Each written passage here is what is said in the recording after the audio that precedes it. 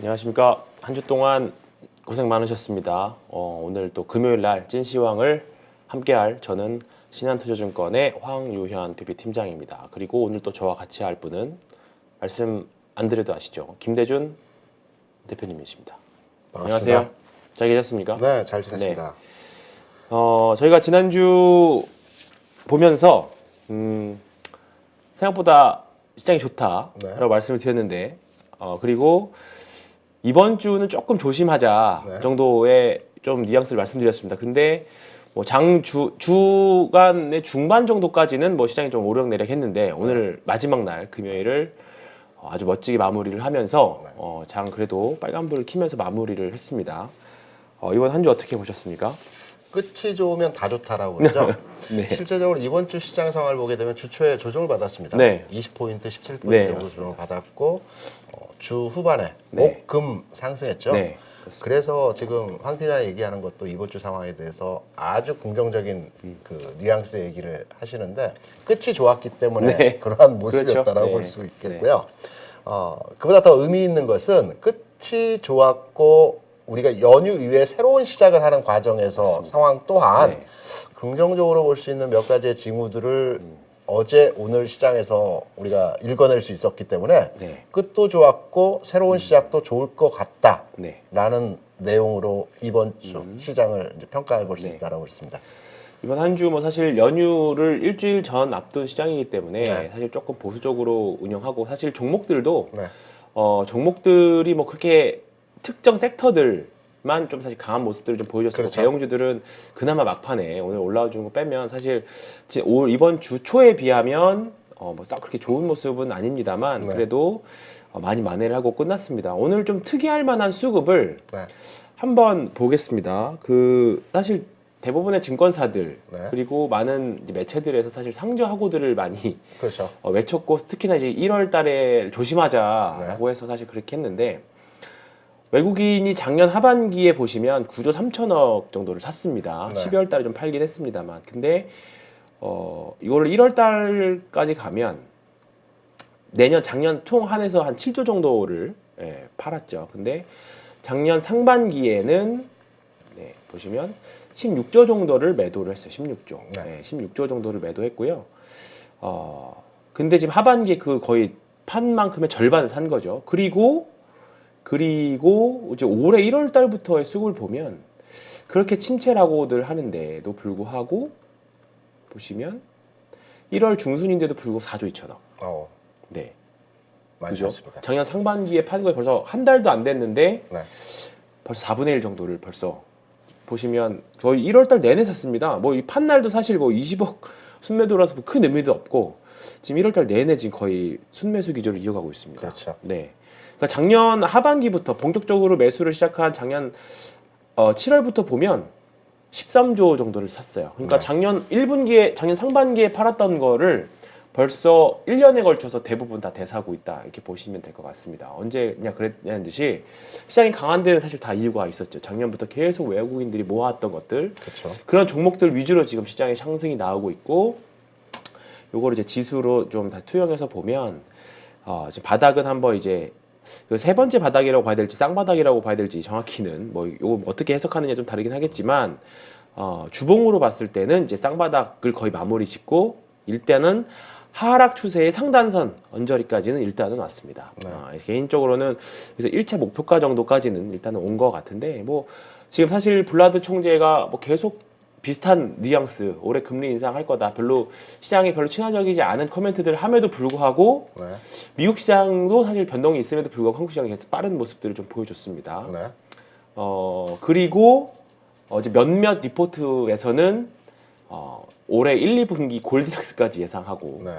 상고 하저를 예상하는 리포트 좀 결이 바뀐 리포트도 이제 나오기 시작했습니다. 이 부분에 어떻게 생각하세요?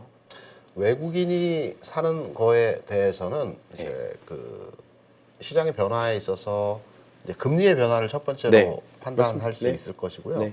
외국인 사는 상황에서의 종목들 간의 움직임은 시총 상위 종목 중심으로 해서 매수를 합니다. 그렇죠. 최근에 1월 들어서 외국인이 뭐 4조 가까운 순매수를 보였죠. 네. 그러면 외국인들이 과연 언제까지 지금의 매수세가 이어질지를 이제 유추하고 판단해서 우리가 시장 대응해야 되지 않겠습니까?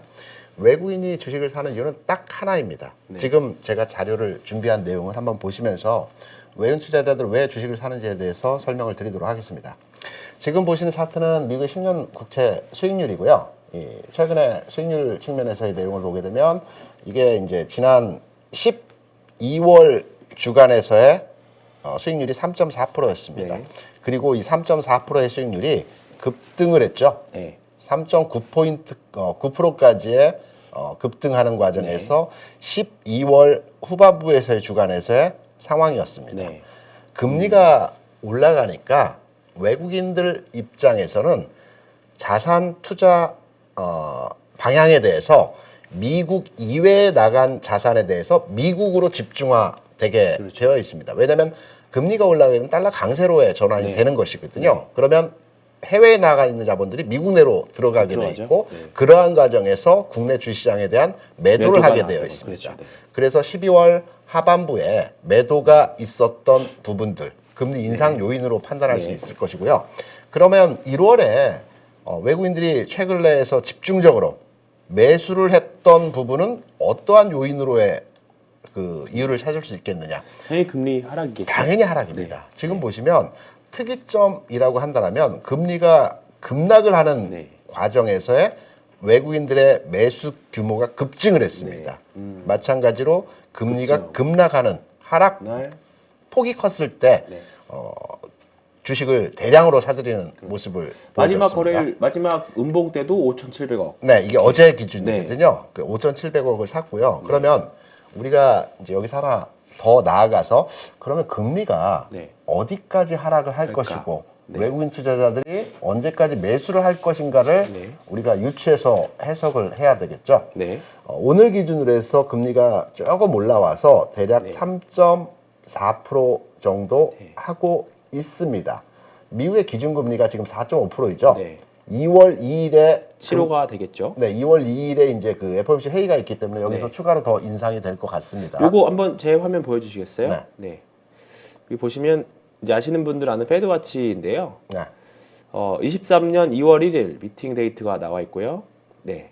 미팅 데이트가 나와 있고 4.5에서 4.75가 이게 97.2%로 네. 나와 있습니다. 한 단계 낮아졌죠. 네, 낮아졌고 그리고 3월 22일에 있을 때는 여기도 25bp 연재 되어 있고 그다음에 5월 달까지는 이제 유지될 확률이 5월에는 높게 보이죠. 이게 사실 5.5까지도 봤었잖아요. 그렇죠. 근데 지금은 5%로 유지될 확률이 높다 이렇게 보고 있고 네. 계속이네요. 계속. 뒤는 사실 지금 저도 처음 보는 건데 올 하반기는 일단은 5%대로 지금 유지할 거다. 네. 그러니까 5.25나 5.5까지도 전망했던 게 결이 일단은 조금 낮춰졌다는 거. 네. 그 부분들이 대표님 화면 다시 보여주시면 지금 여기서 말씀드리는 거는 기준금리가 아니라 시장금리. 예, 제가 국채금리. 말씀드리는 거는 시장금리이고요. 황태환이 얘기했던 것은 기준금리입니다. 그렇죠.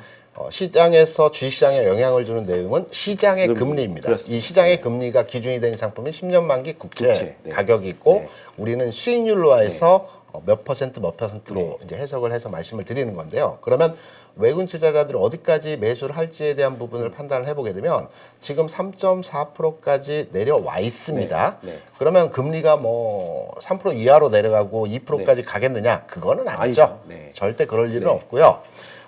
지금 오늘 같은 경우에 또 바이오 섹터의 종목들은 주가가 하락하는 네. 장이 좋음에도 불구하고 그렇죠. 주가 하락하는 네. 모습에서의 상황이 진행이 네, 됐습니다. 일부 성장주들은 올라갔습니다만 바이오들은 종목에 그래서 따라서만 바이오주에 대한 상승 시점을 어디로 판단을 해야 되는가에 대한 이제 질문들이 많으신데 네.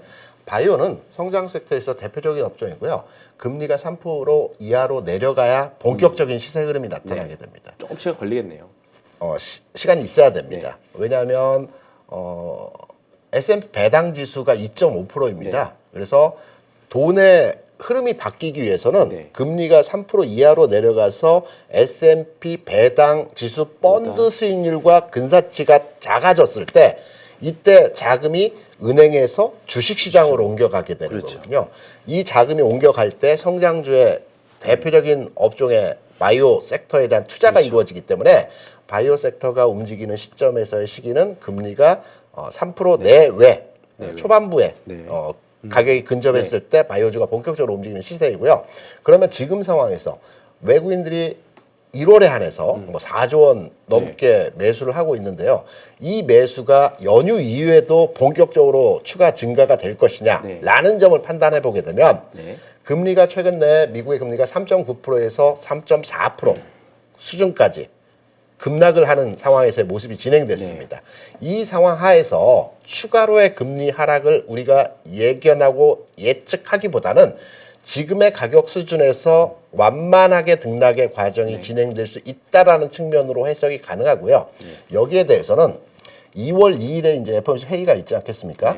그리고 오늘 같은 경우에는 어제 뉴욕 연방은행 총재의 이제 메시지가 있었죠. 매파 발언에서의 내용이 있었습니다. 오늘은 필라델피아 연은 총재의 이제 연설이 있습니다.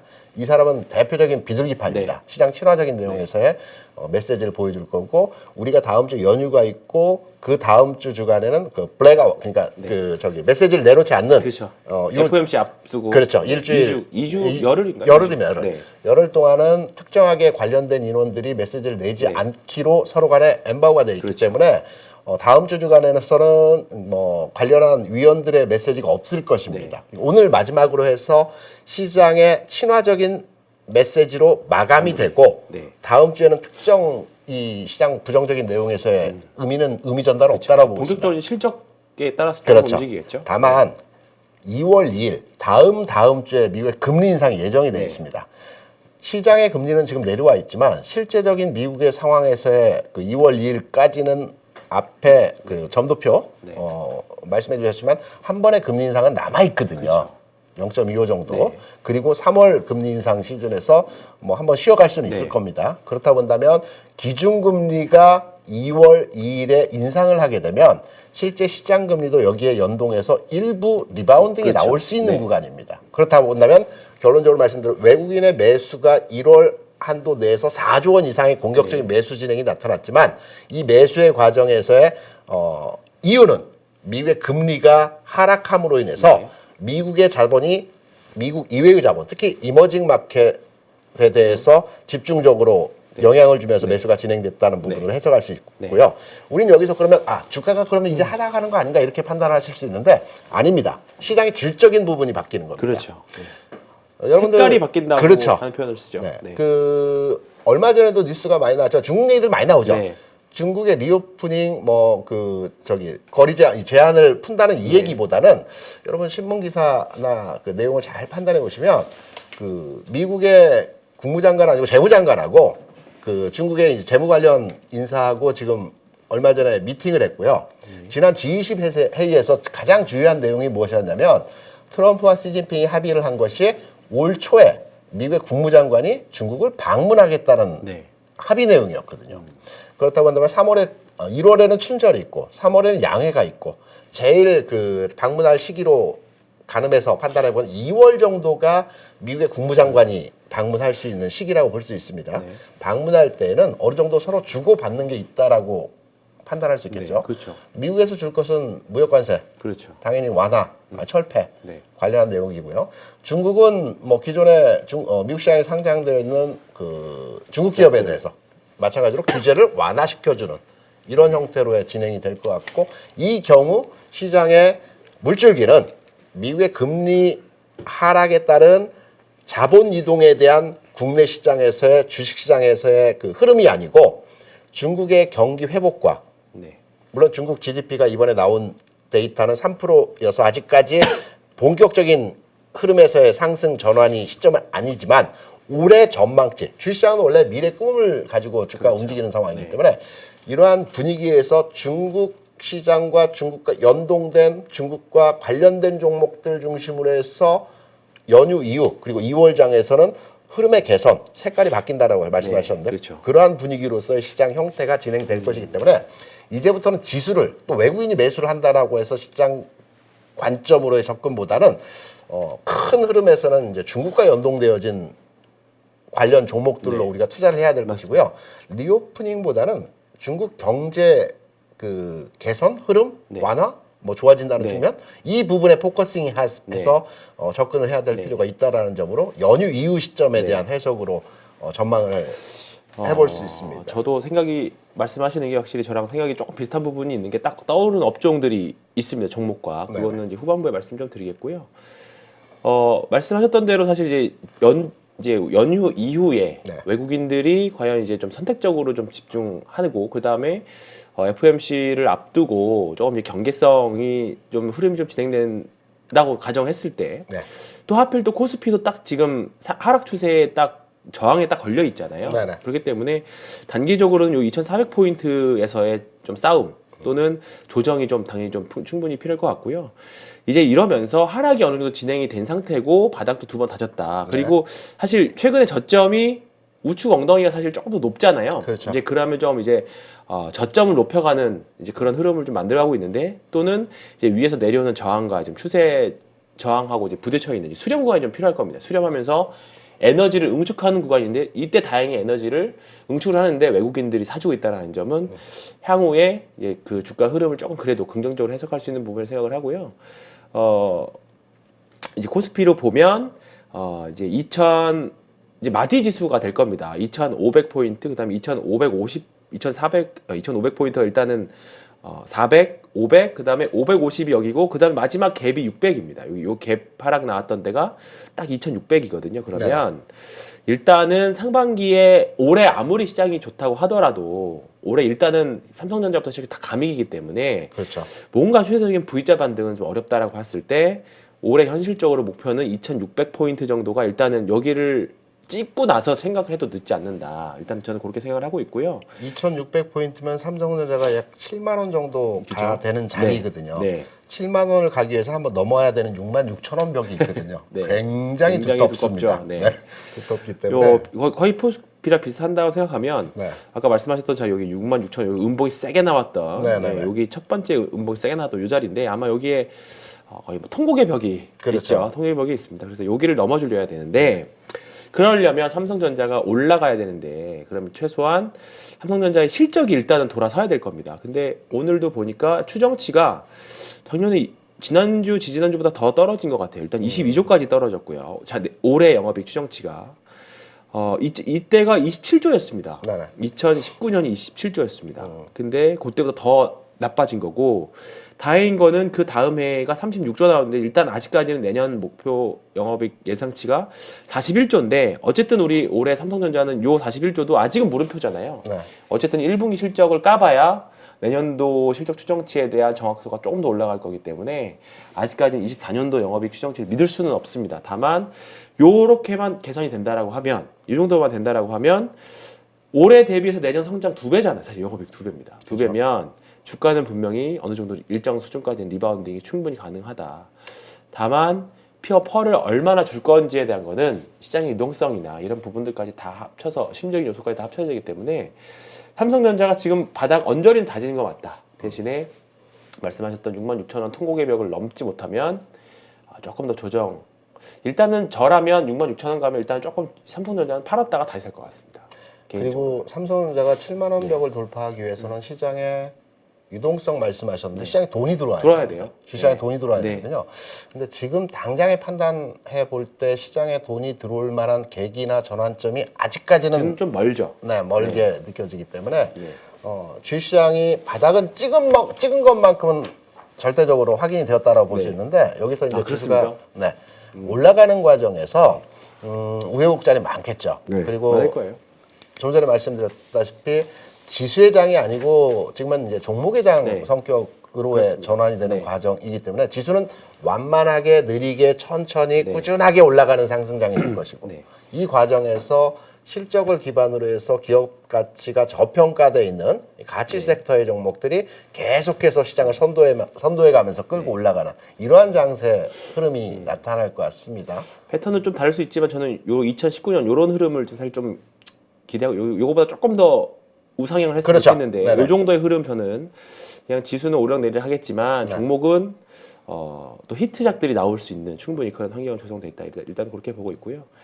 요 코스피 주봉입니다. 주봉인데 제가 중요하게 생각하는 30주선을 일단 넘었는데 이제 마지막으로 해결해야 될 게 40주선이거든요. 40주선 200일선 말씀드렸던 쉽게 그렇죠. 말하면 200일선인데 여기를 이제 조금 더 옆으로 횡보하면서 이평선도 좀 누우면서 그러면서 자연스럽게 뭔가 이제 연준의 그런 금리 인상에 대한 노이즈들이라던가 전쟁이라던가 인플레라던가 그런 것들이 잠잠해지는 시기가 좀 시간이 필요해서 옆으로 누워진다라고 하면 조금 더 이제 그럼 자연스럽게 주가만 가만히 옆으로 횡보만 해서 사실 이거는 내려오니까 이평선은 이제 그런 흐름을 사실 좀 기대는 하고 있습니다. 그래서 어쨌든 올해는 이런 종목들보다는 개별 종목들에 좀 이제 집중을 해야 되는데 아까 말씀하셨던 것처럼 중국이 일단은 리오프닝을 가면서 대표적으로 좀 화학주들이 튀고 있고요. 네. 그리고 최근에 이제 실적 발표, 특히 이제 오늘 실적 발표한 게 있습니다. 실적 발표 포스코홀딩스가 오늘 실적 발표를 했어요. 장 마감 이후에 아니요, 장중에 했습니다. 확인 못했습니다. 어제 이제 포스코홀딩스가 지난번 흰남노 태풍 피해를 크게 입었잖아요. 네네네. 이제 그래서 완전히 복구됐다라는 기사가 이제 어제 나왔고 사실 이런 부분까지 반영해서 예상보다 눈높이는 굉장히 많이 낮아져 있었는데 네. 4분기 실적은 예상보다도 사실 더 안 좋았어요. 그런데 주가는 어떻게 됐냐면 포스코홀딩스는 실적 발표를 하고 나서 반등이 시작했습니다. 제가 생각해요. 점심경에 발표한 걸로 알고 있는데 이거 이제 5분봉인데요. 요때죠, 요때. 자, 발표하기 요때가 전인지 직전인지 모르겠는데 한 12시 반 정도에 봤거든요. 근데 이제 주가는 12시부터 반등이 시작해서 오히려 반등하고 나서 좀 발표하고 나서 가속이 붙는 그런 흐름을 좀 보여줬습니다. 그래서 실적이 예상치보다 너무 엉망임에도 불구하고 추세를 그대로 이어가 버리는 그런 흐름이 나왔고요. 그리고 이제 조금 실적이 좋음에도 불구하고 빠진 종목들도 좀 있는 것 같고 이제 본격적으로 이제 다음 주 되면 실적 발표를 할 건데 이 부분들 특히 포스코홀딩스나 기타 지금 리오프닝 관련 주식들이나 화학주들 보면 다 실적이 엉망이었다가 그렇죠. 턴하는 종목들이거든요.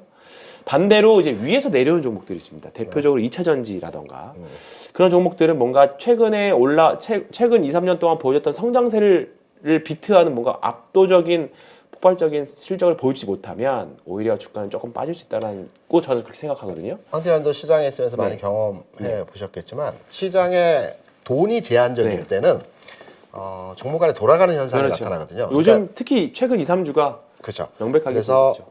지금까지는 가장 많이 투자되어진 종목이 삼성전자이고 개인 투자자들이 550만 명의 투자자 가지고 계시고 두 번째는 카카오고 180만 명의 투자자가 현재 보유하고 계십니다. 무조건 가지고 있다. 내가 이 종목은 자식에게 물려주는 한이 있어도 삼성전자만큼 꼭 가지고 있겠다라고 지금까지는 생각을 하고 계시는데 예를 들어서 포스코 방금 전에 말씀하셨지만 포스코의 주가 흐름과 같이 기존의 흐름을 탈피해서 주가가 세게 올라가게 되면 흔들리거든요. 그렇죠. 삼성전자가 안 빠지더라도 조금씩 올라가더라도 얘는 계속 올라가네. 얘는 올라가는데 내 건 가만히 시장의 질적이 흐름이 바뀌지 않았나? 그래서 시장에 물이 한번 바뀐 돈이 없을 때 물이 바뀌는 거거든요. 그래서 삼성전자를 매도하고 포스코로 따라붙는 이 과정에서의 자금 순환이 한번 돌고 나서 그 다음에 삼성전자가 가는 거거든요. 그래서 시장에 그러면 이제 항상 내가 파니까 움직이네. 그게 되는 거죠. 네, 그 물이 한번 도는 과정이 아마 분명히 있을 겁니다. 그래서 그 과정의 상황 하에서 진행이 되는 시장의 모습은 기존에 우리가 눈여겨봤던 그리고 많이 가지고 있는 종목들이 빠지는 것은 아니지만 점진적으로 완만하게 조금씩 올라가는 과정에서 시장에서 세게 올라가는 그전에 안 움직였던 종목들이 세게 움직이는 그게 이제 저는 가치주라고 보고 있는데요. 이 종목들이 흐름이 완전히 시장에 판을 바꾸는 상황에서의 모습이 나타날 가능성이 굉장히 높다. 올해 초반에 이러한 모습에서 이제 전체 시장 틀을 잡고 종목도 내가 기존에 시장이 좋으니까 내 종목이 올라갈 거야 라고 판단하지 마시고요. 지금은 절대적으로 시장의 판이 바뀌고 물이 바뀔 때는 교체를 하셔야 됩니다. 종목 간의 교체를 쉽지가 쉽지 않죠. 그래서 저는 이제 뭐 분할이라도 저는 해야 된다는 생각이고요. 저도 종목 교체하실 때는 나눠서 가격 잡아서 하는 게 아니고요. 그냥 눈 딱 감고 정리하고 사는 겁니다. 동시점에. 그게 가장 깔끔합니다. 어렵죠. 그리고 가치주 대표적인 게 철강이었는데, 오늘 현대제철이 이제 뭔가 제가 중요하게 생각하는 이 주황색 라인을 뚫고 이제 올라왔고, 말씀하셨던 대로 가치주인데 아까 가치주하고 그 다음에 그 중국과 관련된 종목 대표적으로 화학주들이잖아요. 그래서 최근에 뭐 이제 효성 TNC 같은 종목들 네. 대표적으로 이제 좀 우리 효성이가 달라졌어 이렇게 되고 있고요. 그다음에 금호 석유도 좀 최근에 좀 흐름이 굉장히 좋아졌고 네네. 그다음에 롯데케미칼이 이제 오늘로 유상증자를 마무리했습니다. 네. 아마 잘 될 것 같은데 롯데케미칼은 정말 따박따박 뭔가 박스권 매매 그러다 이제 19만 원을 넘어가 버리면 이제 완전 신고가 그렇죠. 단기 신고가 영역이 되잖아요. 네, 맞습니다. 그러면 또 얘기는 또 달라질 겁니다. 그렇죠. 그러면 화학이 경기 침체인데 화학이 간다고 그렇게 돼 버리겠죠. 네, 그렇죠. 그렇게 되고 있고요. 사실 지금 우리 경기 침체 이야기하고 있는데 슬슬 증거사 리포트나 분석하는 이제 그 기관들에서 보니까 작년 여름부터 침체였다라는 말들이 진짜 나오고 있어요. 네. 네, 작년 여름이 침체였다. 올 사실 저는 올 한 여름쯤 가서 올해 12월, 작년 12월, 올해 1월이 침체였다 그렇게 할 줄 알았는데 벌써 작년 여름부터 침체했다. 뭐 이게 좀 시장이 올라서 그렇게 먼저 내는 것 같기도 하지만 네. 일단 그렇게 여기에 플러스에서 네. 철강주 그리고 화학주 네. 플러스에서 저는 자동차 업종 최근에 네. 안 움직이고 움직였죠. 있지만 모비스 자동차 업종에 대한 내용을 잘 들여다봐야 된다고 봅니다. 현대, 지금 보시면 아, 자동차 네. 업종에 대한 그 레포트들을 보게 되면 우리가 현기차라고 그러죠. 현대차와 네. 기아를 이제 줄여서 네. 현기차, 현기차 하는데요. 최근에 한 3개년 동안 그 생산 판매했던 대수를 보게 되면 대략 한 5% 정도 계속 성장을 하고 있습니다.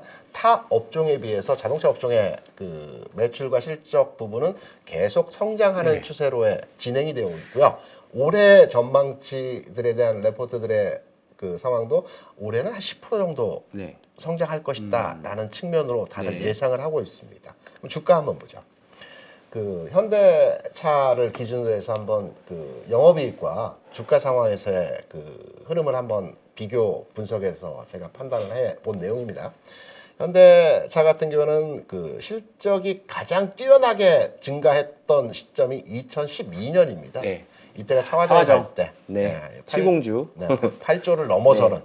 사상 최대의 네, 실적 기준으로 해서 그 영업이익을 발생했던 시점이었고요. 이후에는 그 글로벌 경기 침체와 더불어서 계속해서 그 실적치가 네. 하향화되는 과정에서 2018년 그리고 19년 이때 바닥 찍었습니다. 네. 2조, 3조 수준에서의 네. 바닥을 찍어주면서 지난해 2022년 아직 네. 마무리 안 됐지만 추정치로 해서 9조 5천억. 네.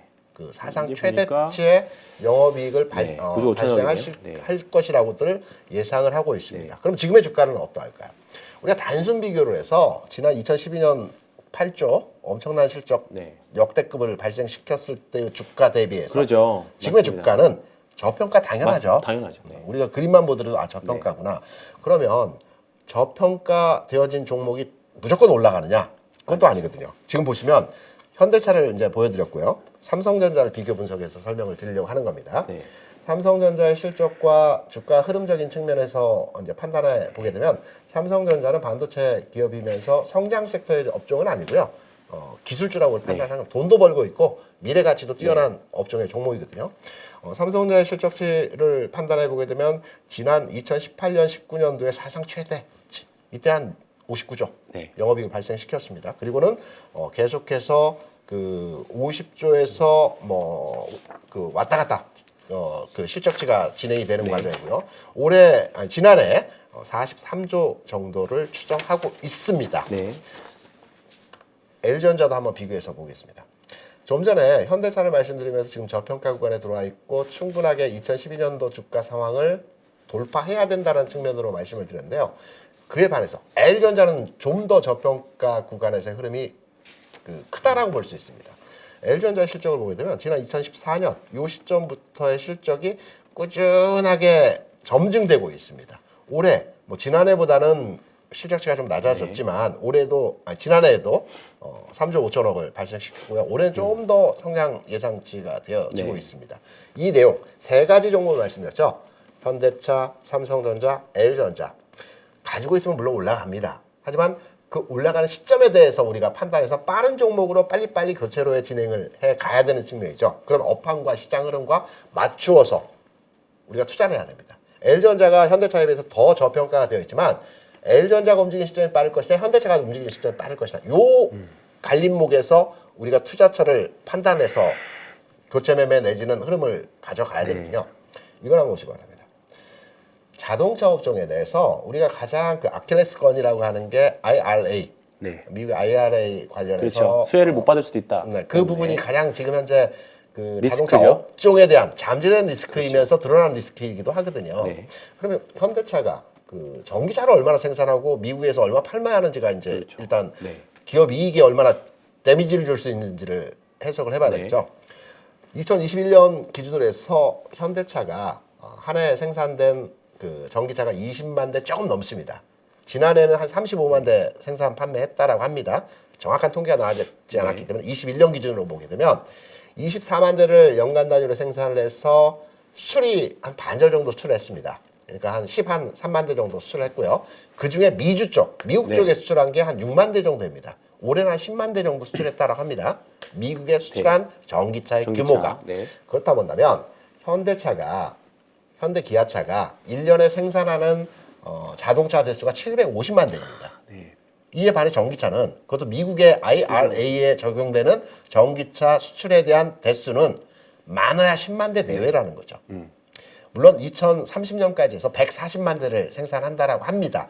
점진적으로 늘어나겠죠. 하지만 시간이 우리에겐 여유가 있습니다. 그 중간 과정에서 얼마든지 그 IRA 법안과 관련된 부분들은 개선해 나갈 수 있는 내용이거든요. 그렇다 본다면 지금 주가를 압박하고 있는 이 IRA 법안과 관련된 현대차의 리스크는 우리가 그렇게 크게 부각시켜서 판단할 내용의 것들은 아니다라는 측면으로 해석이 가능하고요. 저는 자동차 업종에서는 완성차 그리고 현대 부품주 그리고 1차 벤더사에 대한 내용들을 이제 판단해서 해당 종목에 대한 투자를 현 시점에서 지금 주가는 움직임 자체가 제한적인 상황에서 크게 흐름의 모습이 나타나지 않고는 있지만 지금 시점에서 앞서 말씀드린 대로 올해 중국 시장과 연동된 흐름에서 철강이라든가 석유화학이 움직인다라는 가정으로의 시장을 판단해보게 될 때 후방 산업이 움직이면 전방 산업의 주가도 움직여야 되는 게 당연한 거거든요. 철강의 전방 산업은 자동차이기 때문에. 그래서 자동차 업종 지금은 안 움직이고 있지만 움직일 때 따라 들어가면 좀 늦을 수 있다라는 측면으로서 해석 싸게 사고 싶은 분들은 지금부터 관심을 갖고 이 해당 업종에 대해서 자동차 업종에 대해서 눈여겨 볼 시점이다라는 측면으로 황재현 방금 얘기했던 석유화학 업종 겸 플러스 알파로 해서 자동차 업종도 한번 봐야 되는 흐름에서의 내용이 있다. 이렇게 결론 말씀드립니다. 뭐 지금 여전히 뭐 중기 추세로 보면 추세 하단에 위치는 하고는 있습니다. 아직은 뭐 추세를 돌렸다라고 하기는 좀 그렇지만 투자자들 성향에 따라서 이제 싸게 사고 싶어하는 분들도 있고 또 누구는 싸게 사고 했다가 더 내려갈 수도 있는 거잖아요. 그래서 아예 바닥을 확인하고 사겠다라고 생각하신 분들은 사실 추세 추종자들의 입장에서 조금 더 올라와야 매물을 좀 더 소화를 해야 아마 더 사시려고 할 건데 지금 굉장히 물타기 하고 싶어 하시는 분들한테는 일단은 이격도 좀 단기적으로 많이 벌어져서 일단 단기적으로 물량 트레이딩 하시기에는 좀 좋은 자리에 저도 있다라고 생각을 좀 하고 있습니다. 그리고 이제 채권 얘기 잠깐 다시 돌아가서 말씀드리는데 종목 때문에 채권 얘기를 하는 건데 지금 크레딧 시장이 굉장히 좀 빠르게 안정이 되고 있습니다. 이번 주 저희 회사에서 판매한 채권들이나 이제 다른 회사 채권들 보면 이제 5%대짜리 채권은 이제 거의 쉽지가 않아졌고 이번에 발행하는 신종자본증권들이 이제 5%대 극초반까지 내려왔습니다. 아마 이제 다 조금 지나면 이제 4%대 채권들이 이게 최근에 보면 대출 금리도 굉장히 많이 떨어지고 급격하게 떨어지고 있잖아요. 생각보다 빨리 안정이 됐는데 어제 왜 제가 이 이야기를 말씀드리냐면 근데 그 와중에 좀 채권 발행에 좀 실패한 회사들이 좀 있었어요. 좀 자금이 모집이 안 돼서. 이제 어제 기사가 났던 게 효성화학이랑 JTBC였거든요. JTBC가 자회사로 가지고 있는 회사가 상장기업 중에 하나 있죠. 어떤 회사인가요? 컨텐트리 중앙. 컨텐트리 중앙이라고 그 스튜디오 이제 컨텐츠를 만드는 회사입니다. 컨텐츠를 만드는 회사인데 컨텐츠 중에 대표적으로 이제 사실 이런 회사들 최근에 이제 컨텐츠 회사로 많이 엮여 있는데 주식이 최근에 다른 스튜디오 드래곤이나 다른 컨텐츠 업체들 대비해서 굉장히 많이 빠져 있어요. 근데 사실 최근에 보면 이런 부분들은 결과적으로 다 해결이 많이 됐었기 때문에 그리고 이제 모 회사에 대한 문제, 지원이 안 될까 봐에 대한 문제였는데 컨텐츠 중앙 혹시나 가지고 계신 분들은 오늘 만약에 어제 여파가 이어져서 오늘까지 왔다라고 하면 오늘도 좀 급락이 나왔을 거라 보는데 어제 다행히 오늘 다행히 좀 반등에 작지만 성공을 했고 저는 조금 긍정적으로 본다 이렇게 말씀드리고 싶고요. 그러니까 왜냐하면 중국 관련 섹터가 지금 미디어나 컨텐츠 회사도 있고 그다음에 엔터 회사들 오늘 SM이나 SM 좋았죠. SM이 굉장히 좋았습니다. 계속 SM이 제 트레이딩 로직에 있어서 계속 깜빡깜빡 거리길래 보고 있었는데 그냥 좋은 흐름을 좀 보여줬습니다. SM하고 그 다음에 JYP도 그렇고요. 그렇죠. SM 그리고 JYP도 지금 흐름이 지금 다 이평선 위로 올라왔고 그 다음에 돌파 흐름 나오는 YG 것 그렇죠, 같습니다. 맞습니다. YG 엔터도 지금 장기 이평을 좀 뚫어내려고 뭐 매수가 좀 있어야 되지만 좀 엔터주들이 뚫어놨어요. 중국 관련해서 이슈도 있겠지만 우리가 네. 30일부터 마스크 해제 네, 하지 그렇습니다. 않습니까? 네, 뭐 그것도 그래서 있고. 아마 콘서트 공연이나 관련돼서, 네. 콘서트나 외부 활동에 대한 기대감이 있어서 이 부분이 이제 주가에 반영되는 상황인 네, 것 같고요. 그렇습니다. 말씀하셨던 그 엔터주 네. 그리고 콘텐츠리 중앙에 중앙. 대해서 체크해드리고 짚어드린 네. 부분 그리고 또 어떤 종목이 있습니까? 또요? 이제 전반적으로 저는 항공 주식도 마찬가지일 거라고 보고요. 그 다음에 파라다이스나 롯데관광개발 같은 주식들 다 일단 중국 리오프닝인데 일단은 요 흐름이 좀 너무 많이 올라왔느냐 이렇게 생각하실 수도 있지만 저는 충분히 매매를 해볼 여지는 충분히 있다라고 생각합니다. 왜냐하면 요 이슈가 뭐 연휴 이후에는 좀 이제 재료 소멸로 인해서 조금 이제 연휴가 끝났으니까 좀 하락할 수도 있긴 하겠지만 종목에 따라서는 조금 좋은 흐름을 보여주는 종목들은 분명히 좀 있을 거라고 생각합니다. 제가 딱 어떤 종목을 딱 픽해서 말씀드리면 좋긴 하겠지만 요즘 회사 규정이 강화돼가지고 그렇게 말씀 못하고 그럼 제가 저기 하나씩 애둘러서 네, 애둘러서 한번 접근을 해볼게요. 네. 항공주 방금 말씀하셨는데 그 국적기는 아니죠. 그렇습니다. 그러면 국적기가 아니면 제주항공 정도는 어떻게 생각하시나요? 네. 아주 긍정적으로. 네. 제주항공이 저도 보고 있는데요. 네. 지난해 네. 국내 그 뭐라고 하죠? 이 탑승률이라고 하나요? 네. 그게 1위였고요. 네. 3년 연속해서 이제 1위를 LCC 1위죠. 그렇죠. 제주항공이. 네. 1위를 하고 있고요. 주가가 바닥 대비해서 좀 올라오긴 했습니다. 네. 근데 추가로의 더 상승 여력이 충분하다고 네. 보고 있고요. 물론 시점은 다릅니다. 미국 시장에서 최근에 가장 강했던 업종이 여러 업종이 있겠지만 항공주들이 굉장히 강했거든요. 네, 맞습니다. 그런 흐름에서 국내 항공 산업과 항공 관련 종목들에 대해서 판단해 볼 때 저도 제주항공을 계속 보고 있습니다. 뭐 아직 진입을 하거나 이 네. 종목에 대한 그 테이크하지는 못했지만 추가로의 상승 여력이 충분히 더 있어 네. 보인다라는 측면 가능하고요. 네. 아까 SM 잠깐 말씀을 하셨는데 네. 완전 돌파에 대한 모습이죠. SM 같은 경우에도 기존에 이 오래된 박스 상황에서의 흐름을 네.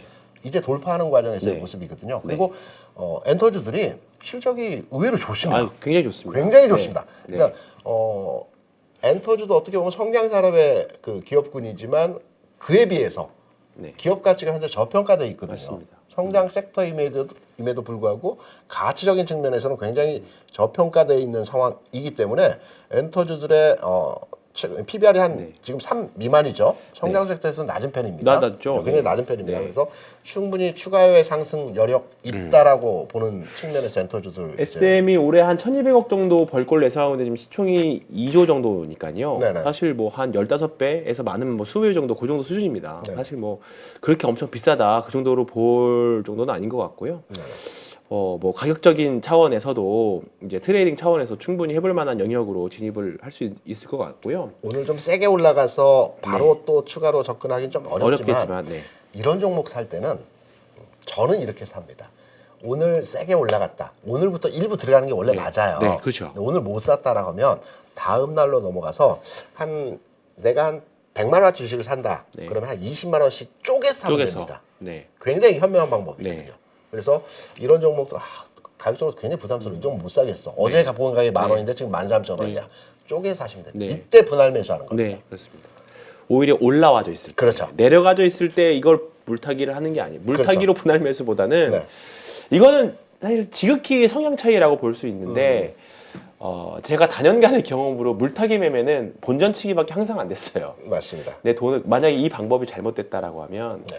결국 돈을 버는 거는 대부분 피라미딩이라고 하잖아요. 불타기. 그렇죠. 그 작업을 한번 이 부분에 대해서 공부를 전혀 생각을 안 해보셨다라고 하면 한번 이번 연휴 통해서 한번 공부 한번 해보시는 것도 좋을 이게 것 같고요. 습관이어서요. 네. 한 번 해보고 두 번 해보고 세 번 해보면 이 습관이 몸에 딱 네. 밴니다. 네. 그러니까 올라갈 맞아요. 때 애드업 전략으로 네. 매매하는 것이 왜 시장에서 성공 투자자들이 계속해서 자기들의 방법들을 어필하고 홍보하겠습니까? 그 방법이 시장에 먹히기 네. 때문에 그럽니다. 돈을 버는 방법이기 때문에 그렇거든요. 그러면 애드업 제가 오늘 좀 뒤에 하려고 했는데 네. 이거 한번 해볼게요. 지금 시장에 추세 추종 뭐 시장하고 전혀 상관없이 네. 추세 추종과 관련된 4대장이 있습니다. 4대장? 네, 4종목인데 네. 대표님은 안 보셨을 수도 있는데 이 종목을 좀 보시면 네. 이게 뭐야? 무슨 이슈 있어? 작전이야? 할 수 있는 종목이 4종목이 있습니다. 많이 올라갔습니까? 첫 번째 네. 삼천리. 그럼 많이 들었습니다, 최근에. 네. 최근에 이제 많이 보셨을 거예요. 특히 가스값이 많이 올라서 네. 아파트 사시는 분들 요즘에 그 관리비가 폭증했습니다. 제 세대들은 삼천리 연탄회사를 알고 그렇죠. 있습니다. 근데 이제 천연가스를 주로 하는 그렇죠. 회사고요. 네. 뭐 그런 부분들이 반영은 됐는지 모르지만 삼천리 같은 거 보시면 네, 뭐 이게 말이 되는 차트야 이렇게 보실 수도 있죠. 레간잖아요. 조용히 뭐 시장 나 상관없어 이렇게 쭉 네. 올라왔고요. 만약에 이런 종목을 내가 갖고 있다. 만약에 네. 여기서 샀다라고 하면 신규로 사실 이게 52주 신고가 갔는데 계속 신고가를 내는 거잖아요. 그렇죠. 근데 만약에 예를 들어서 이 종목을 뭐 15만 원에 샀다 칩시다. 네. 샀는데 이때는 뭐 조금 샀어. 근데 이게 생각보다 신고가 가는 종목들은 왜 매물이 없기 때문에 그렇죠. 그다음부터 계속 트레일링 스탑 해주면서 따라가만 가시면 되지. 사실 그냥 계속 쭉쭉 이게 추세 추종으로 먹는 방법이거든요. 그렇죠. 그래서 오히려 올라가 있는 것들을 매매 한번 해보시기 시작하면, 그러니까 우리가 말씀드린 거는 급등락하는 테마주가 아니라 네. 뭔가 이런 이렇게 자신만의 스토리를 가지고 올라가는 종목들이 있을 건데 이런 종목들을 따라가시면 생각보다 되게 편안하다라는 걸 느끼실 수 있어요. 왜냐하면 작년에 카카오, 삼성전자 올라갈 때 계속 50주 신고가 쓸 때 편안했잖아요. 그렇죠. 비슷한 개념입니다. 그러니까 요즘에 제가 좀 높은 종목에 있는 것들을 권유해드리면 되게 다 무섭다라고 떨어질까봐. 근데 막상 이런 종목들을 매매해 보시면 생각보다 편안하다는 걸 알 수 있고요. 두 번째는 삼천리는 사실 최근에 뭐 가스값 상승 다 뭐 그거 네. 있다 할 수 있고요. 두 번째는 다우데이터입니다. 옛날에 많이 다우데이터 들어봤는데. 진짜 싸다 했던 기술인데 드디어 터지기 시작했습니다. 다우데이터. 네, 다우데이터. 뭐 이렇게 올라가 있죠. 다우데이터도 지금 벌써 한 4배 정도 올라왔습니다. 많이 갔네요. 5배 정도 올라온 것 같아요. 네. 다우데이터가 이러고 있고요. 그 다음에 선광. 네, 선광. 이 종목은 더 심합니다. 삼천리보다. 이슈가 어떤 사실 이슈 이슈인가요? 저도 공부해봤는데 잘 모르겠어요. 근데 그냥 조용히 잘 가네요. 네, 이런 종목들. 네, 이게 한 3년 동안 10배 정도 났을 겁니다. 네, 선광. 그 다음에 마지막이 세방. 4개. 세방. 이 종목도 뭐 이렇게 쭉 올라가 조용히. 그러니까 보시면 세방이 띄어져 있으니까 말씀드린 거지만 여기가 52주 신고가라고 봤을 때 52주 신고가가 아니라 한 3년치 신고가겠네요. 근데 오히려 2만 원 벽을 여기 이제 18만 정도의 벽을 딱 뚫고 나서부터는 오히려 가속이 나오는 그런 흐름들을 좀 보실 수 있습니다. 그래서 무조건 그러니까 제일 좋은 거는 정말 이 종목이 싸다라고 생각해서 사서 이 종목이 4주 신고가 가고 52주 신고가 가고 역사적 신고가 가고 정말 이제 뭐 10루타 홈런 이런 게 나오면 그게 베스트기는 한데 세방이 싸다라고 생각하시는 분도 있을 수 있지만 그걸 2021년 때 사셨을 수도 있고 그렇죠. 그죠? 그리고 한참 진짜 재미없을 때 다른 종목 다 올라갔을 때 2차전 다 날라갈 때 사서 정말 고생할 수도 있잖아요.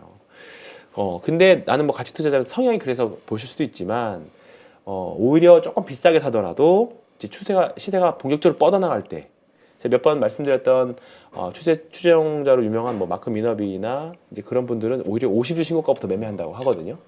오히려 이제 시간을 절약해 줄 수 있으니까 그런 분들 봤을 때 이런 추세 추정 전략들 너무 높다고 무서워하실 필요 없습니다. 근데 이게 보면 과연 이게 이렇게 올랐으면 사실 이제는 비싸졌다라고 제가 밸류에이션 전혀 보지 않았습니다. 근데 사실 지금 그게 문제가 아니잖아요. 사실 가격 싸고 비싸고의 문제가 아닌 흐름을 보여주고 있기 때문에 이제부터는 이제 매매의 영역인데 이런 종목 우리가 못 먹으라는 법 없잖아요. 그쵸. 사실 지금 보시는 분들 중에서도 뭐 최근에 매수하실 수도 있고 또는 옛날부터 매수했다 수익 나실 수도 있고 근데 그런 분들이 있을 겁니다. 근데 어쨌든 우리 계좌에 살면서 이런 종목 한 번은 겪어봐야 되잖아요. 근데 저는 그 관점에서 네. 보고 있는 종목. 종목이 네, 그걸 유도하려고 했었어요. 일신방적이라는 종목이 있습니다. 이제 요거 못 산다고 하면 네네. 이제 이렇게 될 만한 종목이 뭐가 있을까 그렇죠. 얘기를 하려고 했는데 네. 일신방직. 네. 일신방적이 이제 항상 과거 싸죠 일신방직.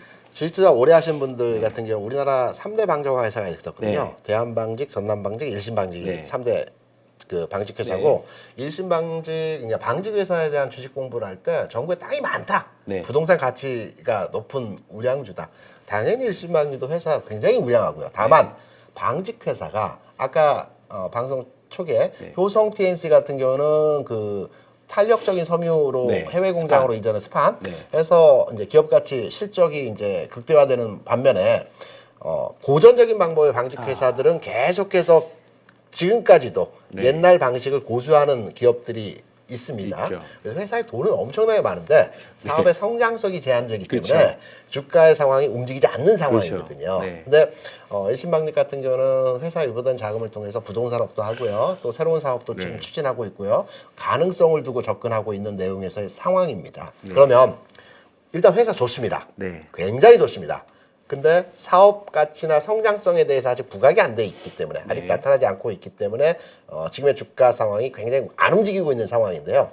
저는 좀 전에 그 4대장 네. 4대장을 이제 보면서 과연 일신방지의 주가가 어느 시점에서의 가격 구간에서의 흐름일까라고 판단했을 때 삼천리 아까 선광 이런 종목들을 말씀하셨죠. 이 구간 정도의 흐름이 네. 아닐까 흔들리고 있는 그리고 지금 좀 전에 말씀하셨던 다우데이터 같은 경우에 또 이러한 전체적으로 흐름에서 보면 이 구간에서의 모습이 아닐까. 근데 기간차는 엄청 길어요. 사실. 기간차는 길지만 기간차를 짧게 해서 흐름에서의 모습만 네. 판단해서 보게 되면 지금 이 흐름이 네. 좀 우리가 길게 주가 보면. 상황을 보게 되면 한 단계 레벨업 되고요. 쉬었습니다. 쉬었다가 그러면 한 번 더 도약하기 위한 이 과정에서 진짜 사실 좀 너무 긴 호흡 아니에요?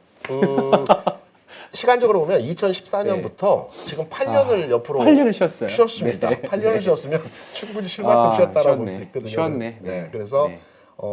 나는 앞서 4대장 같은 종목을 한번 시간이 걸리더라도 걸리더라도 한번 담아두고 한 10배 먹으면 되니까. 그렇게 네. 한번 투자를 한번 해보고 싶다. 물론 거래가 많은 종목은 아닙니다. 네. 몇 주. 이거 비싸기도 하니까. 네, 그리고 한 달에 한 주 정도 산다는 차원으로 그렇죠. 적금으로. 네, 적금으로 그죠. 든다라고 생각을 하신다라면 충분히 적금 들 만한 가치가 있다라고 판단이 되는 그죠. 종목. 배당 수익률도 꽤 높을 것 같은데 안 봐도. 그래서 아까 말씀하셨던 양수익 4대장 같은 3% 종목을 나는 움직이기 전에 한번 네. 시간에 구애받지 않고 투자를 네. 한번 해보겠다라고 하면 이러한 종목들 네.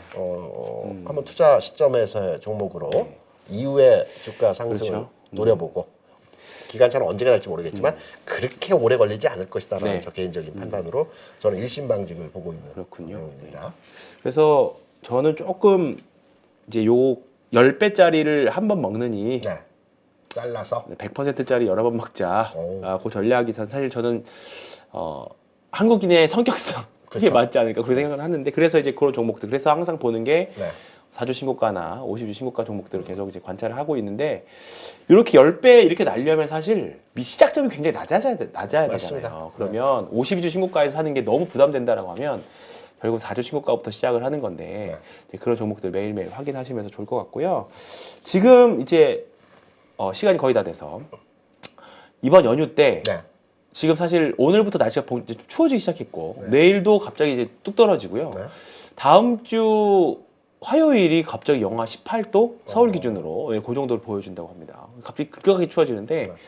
그래서 최근에 사실 올해 작년 11월 달까지만 해도 왜 이렇게 따뜻해였거든요. 그렇죠. 근데 이제 확실히 1월 달 되니까 또 왜 이렇게 추워가지고 대거하고 있는데 그런 관점에서 보면 이미 좀 약간 그 의류 회사들, 파카를 만드는 회사들이 흐름이 좀 좋은데 최근에 핫하게 올라오는 브랜드가 하나 있죠. 스노우피크라고 혹시 아십니까? 처음 들어봐요. 보십니까? 나이키밖에 모릅니다. 너무 요즘 트렌드를 모르시네요. 네. 스노우피크라고 이제 공부하시는 분들은 좀 많이 아실 건데 감성 코퍼레이션이라고 있습니다. 그 이제 스노우피크 브랜드를 갖고 있는 요 회사가 알게 모르게 계속 이렇게 올라오고 있습니다. 벌써 2,100원까지 올라왔고요. 딱 전형적으로 이제 뭔가 한 발 더 뽑아주기 위한 그런 느낌도 좀 있어서 참고 삼아서 이런 의류 업체들, F&F 홀딩스도 그렇고요, 영업무역도 그렇고요. 전반적인 우려 회사들도 한번 잘 살펴보시고 뭐 약간 추세의 상단이라서 여기를 뚫고 가거나 아니면 눌러주거나 그렇게 흐름이 될 수도 있기는 한데 예서 그렇고 F&F 홀딩스가 지금 사실 의료 회사죠. 좀 이미 시세를 한번 냈다 좀 쉬어가고 있는데 이 회사도 지금 여기서 보시면 올라갈 때만 거래량이 터지고 쉴 때는 거래량이 완전 잠겨버리잖아요. 그러네요. 전형적으로 좀 물량이 안 나온 그런 흐름들입니다. 의료 회사들도 다음 주에는 한번 보시면 좋을 것 같다는 생각이 들고요. 그렇습니다. 그래서 일단은 좀 종합을 해보면 지금 생각보다 EPS 추정치들은 떨어지고 있지만 주가는 전반적으로 좋다. 그리고 2월 1일 날 이제 FOMC 앞두고 다음 주에는 이제 코멘트들이 없을 거다. 그러면 실적 발표나 실적이나 아니면 개별 모멘텀. 이번 주에는 완전 AI 데이였거든요. AI와 관련 주식들만. AI 관련 주식들만 올랐습니다. 다음 주 25일, 26일 애플, 테슬라가 네. 실적 발표 예정돼 네. 있긴 합니다. 그러니까 사실 그거를 두고 네. 실적이 안 좋을 거를 예상하고 이제 좀 주가가 떨어질 거다 예상을 하고 있는데 만약에 떨어지면 좋은 매수 기회가 저는 될 수 있을 거라고 생각하고요. 그렇죠. 오히려 저는 좀 안 좋게 나와도 이미 눈높이가 사실 이거 항상 말씀드려요. 대중이 다 알고 있는 사실은 사실 그대로 일어나기 좀 쉽지 그렇죠. 않습니다. 오히려 사실 저는 주가가 더 올라서 대중들이 뭔가 뷰를 확실하게 바꿨을 때 그때 뭐 좀 더 갈 수도 있긴 하겠지만 그때가 사실 진짜 조심해야 될 시점. 다시 지금 사실 주식 투자를 권해드리면 뭐 종목을 사자고 말씀을 드리면 사실 자신감들이 많이 없으세요. 근데 한번 사보자 해보자라고 할 때가 진짜 어깨에 뽕 들어갔을 때 조심해야 돼요. 그렇죠. 특히 증권사 직원들 톤이 높아지고 어깨에 뽕 들어갈 때 진짜 조심해야 되거든요. 객장에서 에어룸 소리 날 때 팔라고 하죠. 그렇죠. 그게 실제로 그 한번 언론 프로그램 있잖아요. 예전에 네. 삼성전자 올라갈 때 정말로 아기 엄마들이 와서 네. 삼성전자 산다고 했을 때 증권사 직원이 이때 팔아야 된다 했는데 사실 그 이후에 얼마 지나서 고점이 나왔죠. 그렇죠. 그런 것처럼 과거 격언들이 괜히 나오는 게 아니거든요. 근데 지금은 제가 느끼는 심리로는 조금 더 상승할 수 있는 여지는 심리상으로만 봤을 때는 좀 더 강하다고 생각합니다. 그래서 다만 이 종목을 어떻게 잘 골라야 되느냐, 우리가 매매를 잘하면 충분히 아직까지는 좀 매매해 볼 만한 장은 될 것 같습니다. 부디 연휴간에 중국 시장이 계속 쉬거든요. 그렇죠. 27일까지입니다. 연휴간에 별일이 없었으면 좋겠고요. 미국 시장이 열리지만 합산해가지고 한 번에 빡 다음 수요일을 반영하잖아요. 우리나라 시장은. 제가 아침에 말씀을 드렸는데 최근 2년 동안에 설, 추석, 그 내용을 제가 종합해서 봤는데 잠깐 요거 보고 가시죠. 네. 왜냐면 연휴 동안에 고민하시고 이제 어떻게 해야 될까봐 하실 것 같아서 제가 자료를 하나 만들어서 내용이 있습니다. 최근 이제 2년 동안 네 번의 연휴가 있었죠.